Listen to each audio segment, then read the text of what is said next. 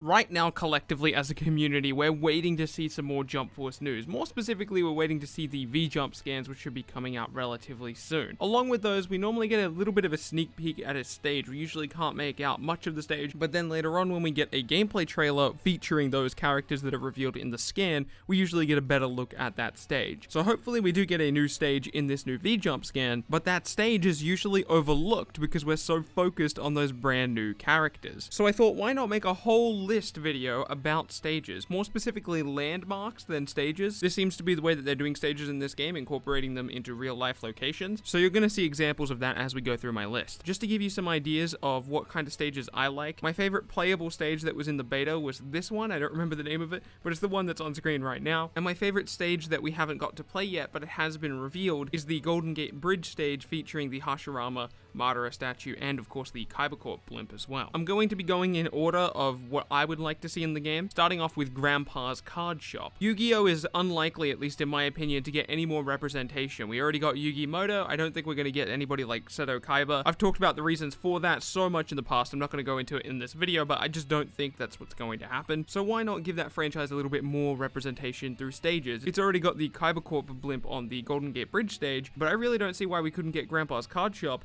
alongside some other real-world stage. For those of us who grew up on Yu-Gi-Oh, we know that Grandpa's card shop is one of the few reoccurring locations in the stage. For the most part, we move around during the Yu-Gi-Oh story, but often at the end of arcs, we go back and visit Grandpa. So at the very least, it would be a nice gesture to have it in the background. Next up is either the Dio Mansion or the Jojo Mansion. I did consult my Discord server on this one because I really wanted to put a Jojo stage on this list, but as most of you know, I've only seen up to part 3, and they came up with some pretty good suggestions, but my original pick is the one I'm going to go with, which is Dio's Castle, or Mansion, or whatever you want to refer to it as. Next up on my list is the Grimoire Tower. Black Clover has not been revealed for Jump Force yet, but I'm fairly confident Asta will at least make it onto the roster either through DLC or through the main roster, and I think it would be really nice to give people a taste of Black Clover's world and what it's like with a landmark in the background of a stage, or heck, even make it the whole stage if you want to. But if you're going to go with a landmark, I think Grimoire Tower is the way to go. It's very important to the series because of course that's where they get their grimoires. For people unfamiliar with the term grimoire, it's basically like a spell book, both in the universe of Black Clover and generally in most pieces of fiction. The grimoire is something that a witch will have access to, or literally just a book of spells. It works a little bit differently than that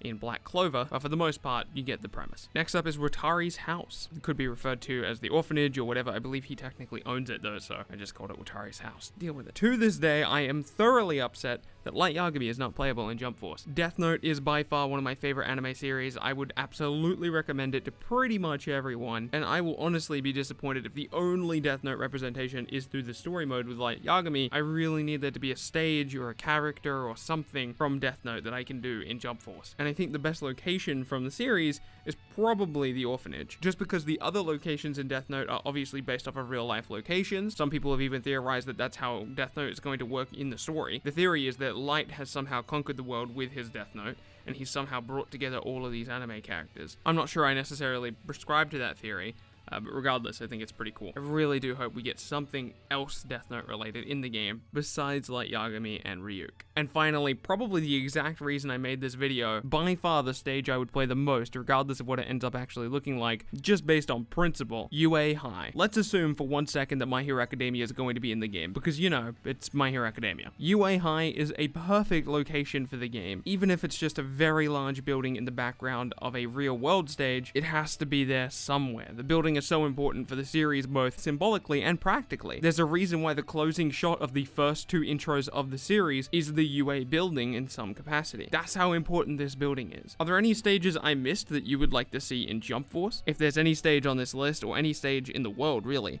that I could just add into Jump Force, it would absolutely be a UA High stage. Alternatively, it could take place near the sports festival. That could be like the other half of the stage. Thank you guys so much for watching this video. My name has been Bilbzy. If you enjoyed the video at all, remember to subscribe to keep up to date with future content. Like the video, it helps other people find it, and I'll see you in the next video.